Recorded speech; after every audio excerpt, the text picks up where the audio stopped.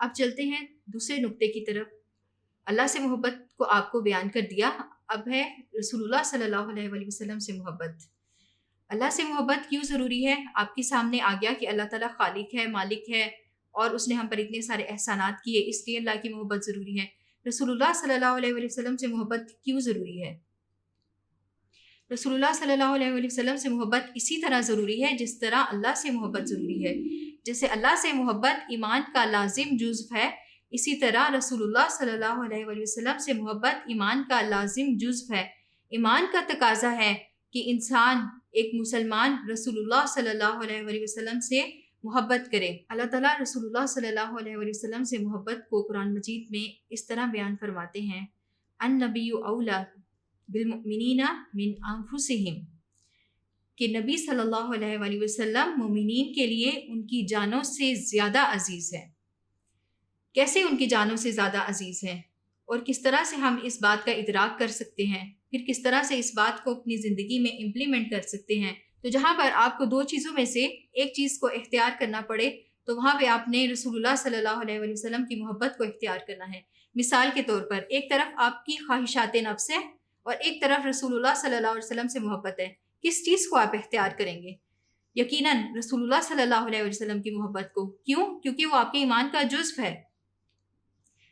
شاعر نے اسی حقیقت کی طرف کچھ یوں اشارہ کیا ہے، غلامی رسول میں موت بھی قبول ہے، جو ہو نہ عشق مصطفیٰ تو زندگی فضول ہے۔ یقین کریں آپ کی زندگیاں فضول ہیں اگر آپ کی زندگیوں میں عشق رسول نہیں ہے۔ اگر محبت رسول آپ کے ایمان کا حصہ نہیں ہے، آپ کی زندگیوں کا حصہ نہیں ہے، تو ایسی زندگیاں ہی فضول ہیں۔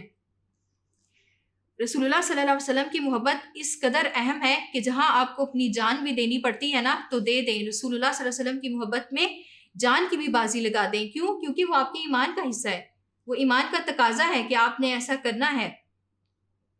اب کیوں رسول اللہ صلی اللہ علیہ وسلم مسلمانوں کے لیے اتنے اہم ہیں؟ کیوں؟ کیونکہ جس طرح اللہ تعالیٰ نے مسلمانوں پر احسانات کیے، اپنے بندوں پر احسانات کیے، تو اللہ تعالیٰ کے بعد سب سے زیادہ احسانات محمد رسول اللہ صلی اللہ علیہ وآلہ وسلم نے اپنی امت پر کیے۔ کوئی شخص دنیا میں کسی کے لیے اتنا نہیں رویا جتنا حضرت محمد صلی اللہ علیہ وسلم اپنی امت کے لیے روئے۔ روز قیامت ہر کوئی کہے گا نفسی نفسی، صرف ایک آواز بلند ہوگی، امتی امتی۔ وہ کس کی آواز ہوگی؟ حضرت محمد صلی اللہ علیہ وآلہ وسلم کی۔ قرآن مجید میں اللہ تعالیٰ فرماتے ہیں، لَقَدْ جَاءَكُمْ رَسُولٌ مِّنْ أَنفُسِكُمْ عَزِيزٌ عَلَيْهِ مَا عَنِتُّمْ حَرِيصٌ عَلَيْكُمْ بِالْمُؤْمِنِينَ رَءُوفٌ رَحِيمٌ۔ اے لوگو، تمہارے پاس تمہیں میں سے ایک رسول آیا ہے، تمہارا مصیبت اور مشکل میں پڑنا اس کو شاق گزرتا ہے، اور تمہارے ایمان کا وہ حریص ہے اور مومنوں کے لیے رؤوف و رحیم ہے۔ تو رسول اللہ صلی اللہ علیہ وسلم کے جب ہم پر اتنے سارے احسانات ہیں تو ان احسانات کا یہ تقاضا ہے کہ ہم حضرت محمد صلی اللہ علیہ وسلم سے محبت کریں اور پھر ان کی اطاعت کریں اور اس محبت میں کسی کو شریک نہ کریں۔ خود رسول اللہ صلی اللہ علیہ وسلم فرماتے ہیں، لا یؤمن احدکم حتی اکون احب الیہ من والدہ وولدہ والناس اجمعین، کہ تم میں سے کوئی اس وقت تک کامل ایمان والا نہیں ہو سکتا جب تک کہ میں اس کو، اس کی ذات، اس کے خاندان اور تمام لوگوں سے زیادہ محبوب نہ ہو جاؤں۔ تو سب سے پہلا درجہ ہے اللہ کی محبت کا، دوسرا درجہ ہے رسول اللہ صلی اللہ علیہ وسلم کی محبت کا۔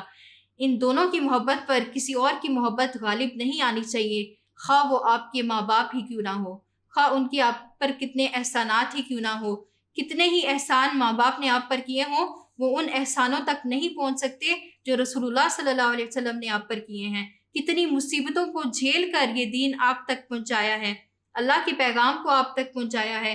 کبھی سیرت نبوی پڑھ کر دیکھیں، آپ کو پتہ چلے گا آپ کے نبی نے آپ کے لیے کتنی قربانیاں دی ہیں۔ ان کی محبت کا جذبہ آپ کے دل میں خود ہی براجمان ہوگا، ان کی محبت آپ کے دل میں خود ہی گھر کر لے گی۔ محبت وہ پودا ہے جس کو ایک بیج کی اور اس کے بعد پانی کی ضرورت ہوتی ہے، وہ دل کی کھیتی میں خود ہی ایک تناور درخت بن جاتا ہے۔ تو آئیے مل کر اس بیج کو بوتے ہیں۔